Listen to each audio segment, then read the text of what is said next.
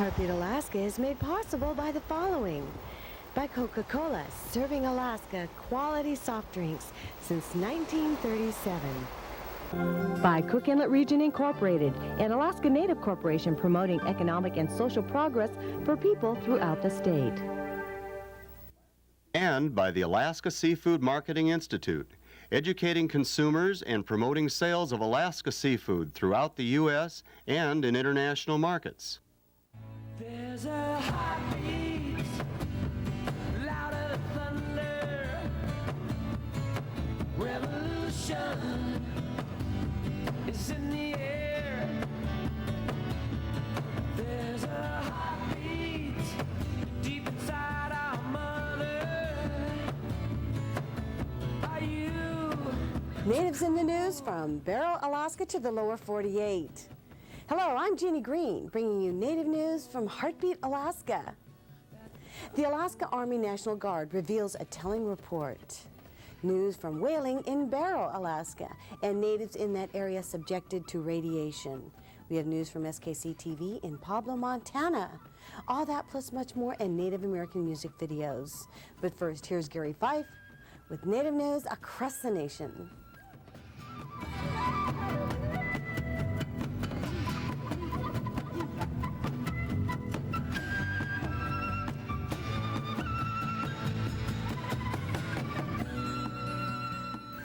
This is Native News Across the Nation. I'm Gary Fife. Chief Hollis Roberts of the Choctaw Nation of Oklahoma has announced that the tribe will be playing host to the President of Ireland next week. President Mary Robinson will pay the Choctaws a visit to pay her respects and honor a historic link between the two nations. During the Irish potato famine of the mid-1800s, Choctaw survivors of the Trail of Tears gathered what cash they could spare and sent it for the relief of the starving Irish nation.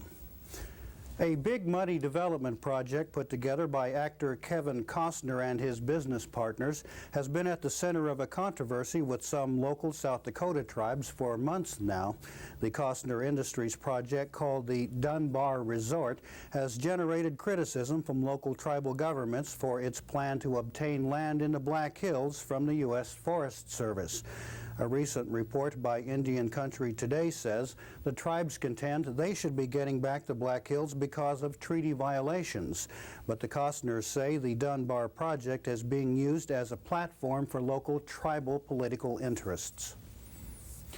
National statistics say that Native American children have a higher mortality rate and face more problems and social crises than any other group in the nation. Next week, Native professionals and tribal leaders will be gathering in Tahlequah, Oklahoma for a national conference on the state of the Native American family. Participants hope to come up with ideas for specific federal, state, and tribal policies to preserve and protect Native American and Alaska Native family systems.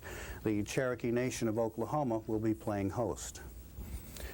Alaska Native dog mushing legend George Attla has been indicted by a federal grand jury on charges that he was illegally selling salmon roe. The federal grand jury has returned an 18-count indictment alleging that Attla unlawfully bought and sold salmon roe in violation of federal law. Attla has not made any comment about the federal allegations that he bought salmon roe from Yukon River fishermen and sold the roe out of state. Native activists in Florida are upset over the display of native skeletal remains that were held by a private museum. The Museum of the Sea and Indian in Destin, Florida, had held skeletal remains and other native items for over 30 years, but recently turned them over to another non-native group. The Florida chapter of the American Indian Movement has started legal proceedings in federal court. Federal and state officials aren't sure if the Native American Graves Protection and Repatriation Act applies in this case. And finally, it's the kind of story that is both heartwarming and heartbreaking at the same time.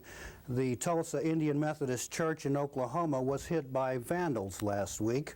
They tore up classes and its sanctuary, broke windows, spread human waste in church bathrooms, and sprayed everything with fire extinguishers. The apparently youthful vandals then left racist messages on the church's answering machine, telling the congregation to go back to the reservation or get killed. Pastor Tim Byington reported that the church suffered an estimated $3,000 in damages. But when news of the vandalism spread across Tulsa, numerous local churches of several denominations and individual Oklahomans showed up with donations and cleaning supplies to help repair the damages. Byington says throughout the week, local congregations continued to show up and pitch in. He says when any other Tulsa church or religious group was so attacked, their local community was going to respond, not in retaliation, but in love.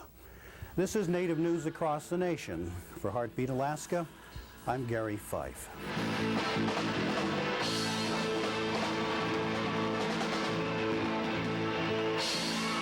I must come back here all the time for take some breath, you know, and come back see my family. Normally, little Tommy Johnson wouldn't stand a chance against NBA star Grant Hill. But today, he's drinking Sprite.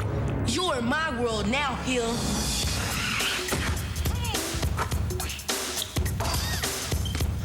Okay, so maybe Sprite won't make you a better athlete.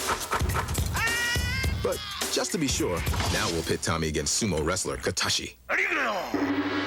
Good luck, kid.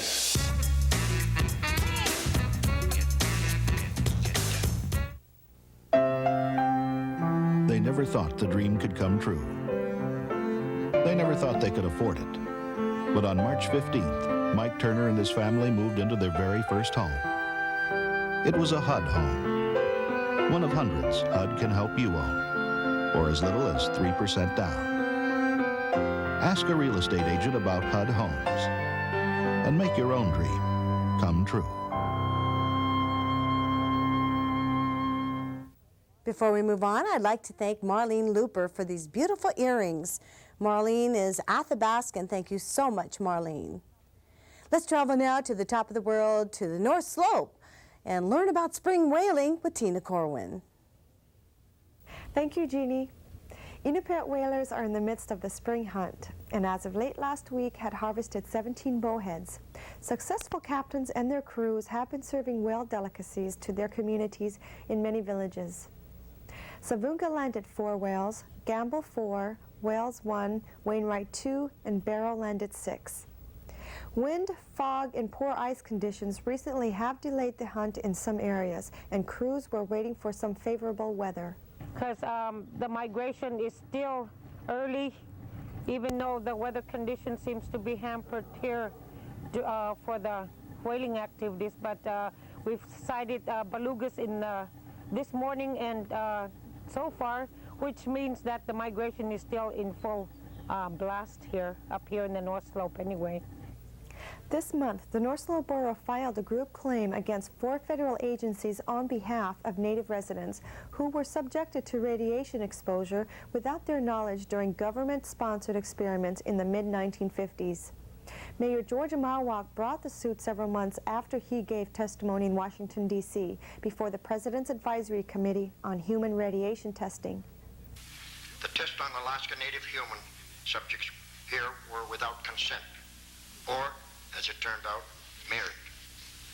After providing limited information and doing little to overcome known language barriers, military researchers expose our Inupiat people from the Arctic regions to radioactive isotopes, an experiment designed to measure the ability of the United States soldiers from the lower 48 states to survive in the Arctic climate. 79 known individuals received doses of iodine-131 or other radioactive materials. This was done in conjunction with military experiments to determine the role of the thyroid gland in the ability to tolerate cold climate conditions.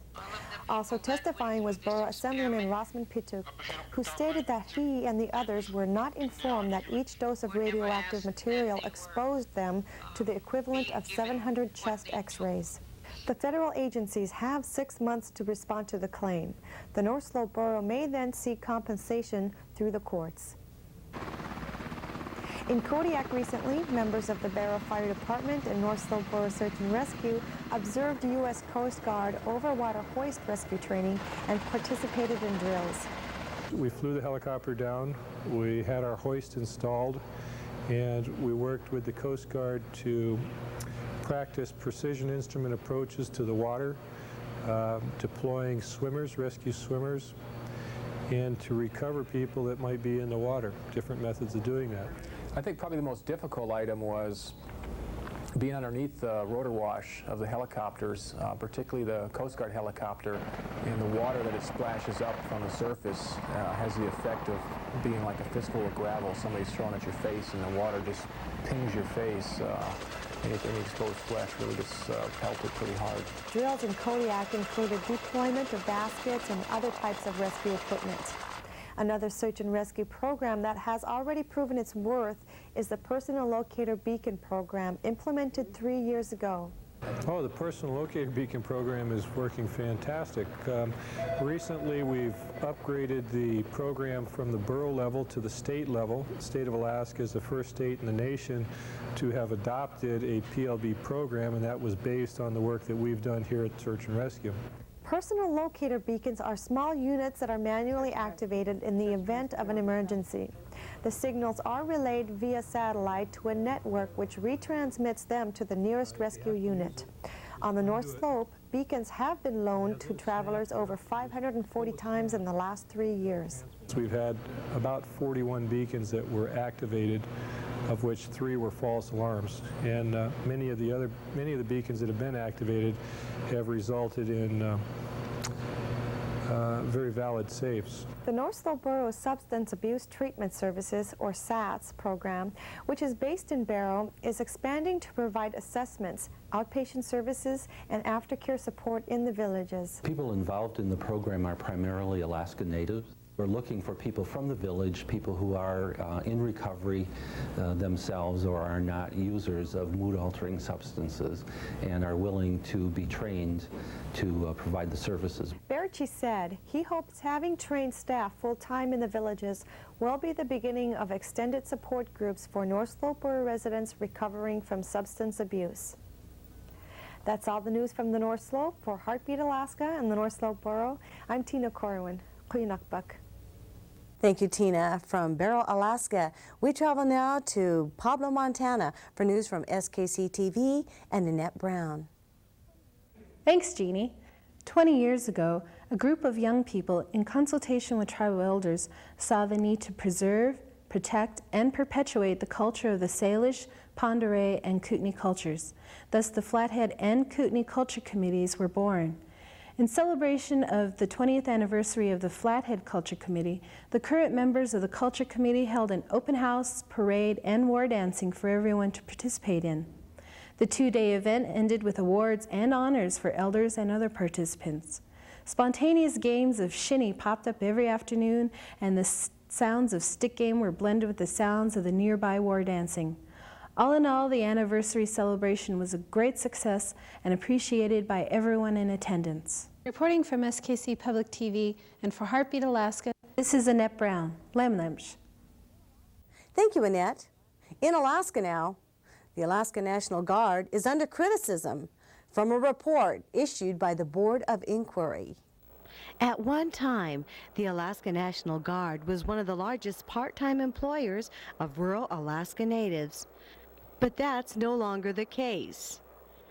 According to several high-ranking officers, the National Guard's problems began 3 years ago when a plane carrying top commanders of the State Army Guard crashed outside of Juneau in late 1992. All 8 men aboard were killed. including Army Guard Commander Thomas Carroll and Archie Coughlin, the highest-ranking Native in the Guard. This created a vacuum in the Guard's command. The governor at that time, Walter Hickel, appointed Adjutant General Hugh Cox. Cox replaced the former officers with outsiders, and that's when the changes began. Due to post-war downsizing and harsher by-the-book regulations, the style filtered down to rural Alaska. Now, because of where our units are located in small communities and villages in Alaska, we must be sensitive and appreciate the difficulties sometimes we have in what we talk about being prepared. Education, health, personal living styles, those things are different when you live in remote rural areas, and we must recognize and appreciate that. But nevertheless, the bottom line today in the world is that the individual guardmen serving in these Army units and the Scout units must be prepared to a degree that they were not called upon yesterday. Life in Bush, Alaska is unique, and the new Guard more harsh. However, the report from the Board of Inquiry says a change in Guard leadership resulted in a situation where new Guard commanders were not sensitive to the unique cultures of Alaska Natives, that stricter requirements and drug tests resulted in the expulsion or loss of Natives from the ranks. Between 1992 and 1994, around 99 Natives were discharged from the Army Guard for alcohol or drug abuse. Yet some say the testing was not fairly done. In an interview, some Native soldiers say they received no advance notification, while other soldiers did. In that same period of time, the number of white Army Guard officers declined by only 7%, while Native Guards were cut almost half. The number of Native Army Guard officers dropped from 51 in 1992 to 30 in 1994.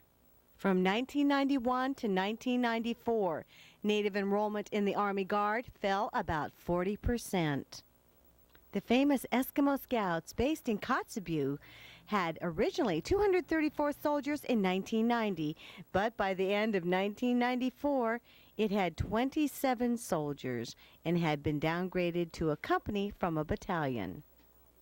The board says that now the Army National Guard needs to launch a major recruitment drive to replace minority and Native Guard members. Let's travel now to Southwest Alaska. This is a busy time of year for the Natives in that area. John Active, formerly of KYUK-TV, reports.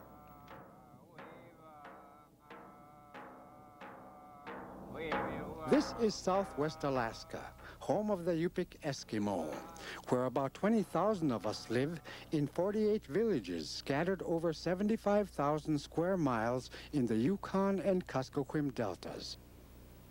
We Yupiit predominantly live off the land that is called subsistence. Our villages are located near the two major rivers, the Yukon and Kuskokwim. During the winter, these rivers are frozen over, 10 feet thick in places, but with the arrival of spring, the river ice breaks up and goes out to sea. We call ourselves the Yupiit, meaning the real people. We were once nomadic, moving to hunting, fishing, and gathering areas as the seasons presented themselves. Our home villages in winter are near the rivers, which are always abundant with fish. In early summer, the warming water temperatures cause fish to return to the river to spawn, and we Yupiit begin our yearly cycle of subsistence fishing. First come the smelts, silver-scaled fish up to 9 inches long and very oily, swimming against the swift current. We use long-handled dip nets, which we drag along the river's bottom to catch them. We take tubfuls and fry them fresh out of the water. The others we hang to dry after stringing them onto long, slender tree branches. After the smelt have dried, we smoke them in our smokehouses to eat them later in winter, dipped in seal oil. Soon the smelt have gone up the Kuskokwim River to spawn. Then come the salmon, and these we fish with equal gusto. Our elders teach us to fish as long as the fish are in the river. The salmon swim by our villages for a short 3 months during the summer. The winter yet to come is 9 months long, and we must have food for our tables. We take our catches to our summer camps, where we have pitched our tents early in the season, nestled along the banks of the river. The women, using their ulloks, prepare the whole fish, save the gills and guts. The fish are washed and then sliced open like a book, and the backbones removed. The ulloks glide cleanly through the slabs of fish in half-inch diagonal cuts at an angle from the middle towards the neck and likewise towards the tail.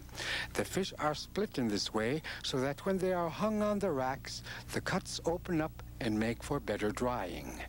Soon our drying racks are filled with king salmon, and after they have dried for about a week, the fish are transferred into the Baertschy wicks, or smokehouses, and there they will cure as alder and cottonwood smoke gently wafts throughout the whole smokehouse. After we have fished the king salmon, then come the sockeye, followed by the chum salmon and the cohos. These we also fish and prepare as we have done with the kings. During the same time, we also fish commercially and sell our catches to fish buyers who have come to the Kuskokwim River from other places like in Washington State. For most of us, this is the only means of making money in a whole year. Only a handful of us work full-time for state and government agencies or other service organizations. Jobs are scarce, and there is no real economy here, and it is the fish we fall back upon to help us buy what we need.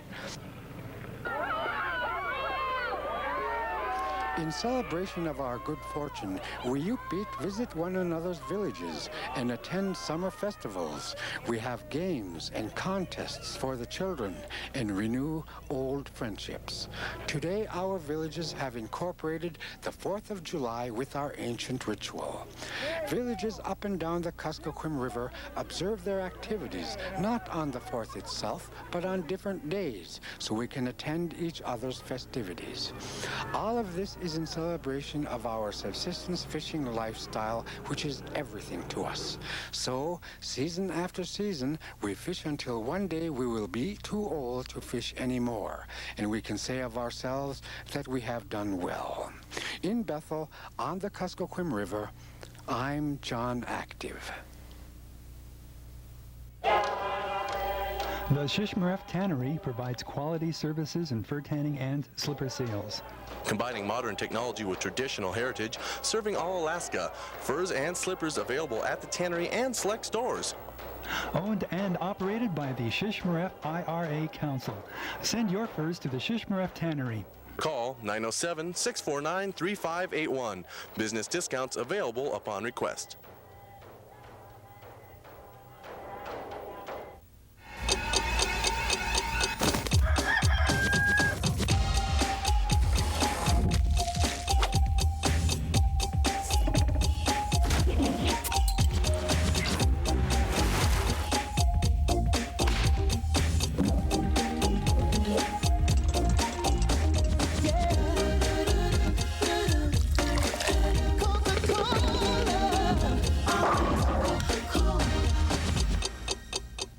The Canadian native rock group Kashtin is very big across Canada, and they're becoming more popular in the lower 48 and of course here in Alaska. Let's travel with them to their homeland. Here's Kashtin. The drum will help you. It will help you hear, help your singing, and help you when you're far away. I make you a gift, the gift of the drum. That's why I sang for you. I think it's time for you to go now. The traditional song will give you confidence and luck. This is my gift to you.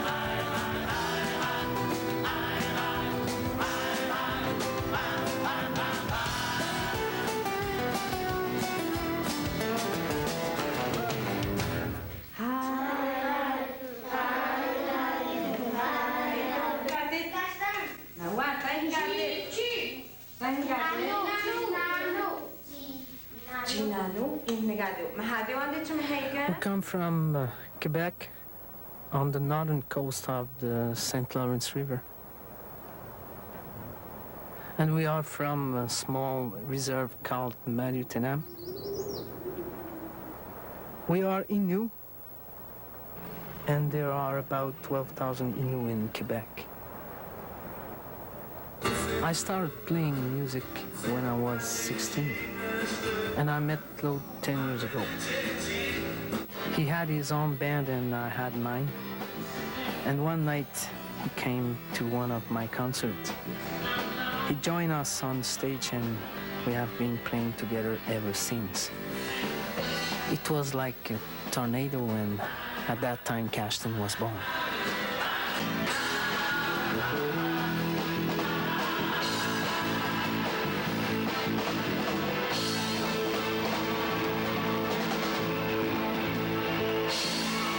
I must come back here all the time for take some breath, you know, and come back see my family and friends, my son too, you know. That's the I miss him though sometimes, you know.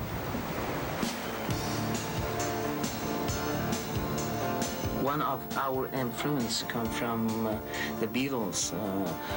Claude is a fan of John Lennon, and I'm a fan of Paul McCartney. I'd just like to say I really like your music. Where are you from?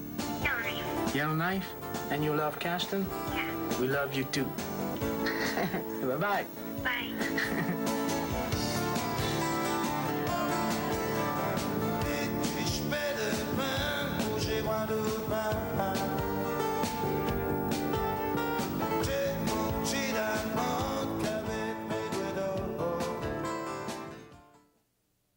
I'd like to thank Cool Running out of Window Rock, Arizona for sending me this video.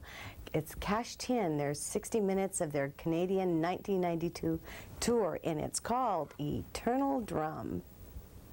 And I'd like to thank you for joining me once again for another Heartbeat Alaska Native News and Entertainment. And as usual, I'm still looking for video from your village, your community, your reservation. It's very easy. Just give me a call. 907-272-8111. Hello to our Canadian viewers. We appreciate you tuning in. For Heartbeat Alaska, I'm Jeannie Green, and we'll see you again next week.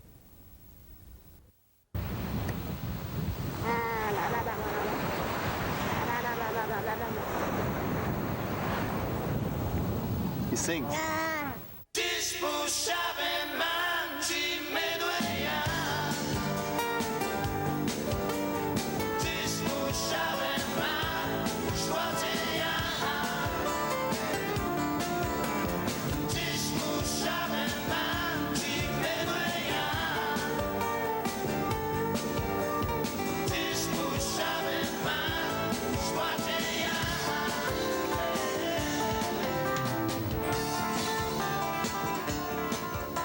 For musicians like us, We can't live without the stage. We need the music. We need to play, perform. Music is life. We can't imagine life without music.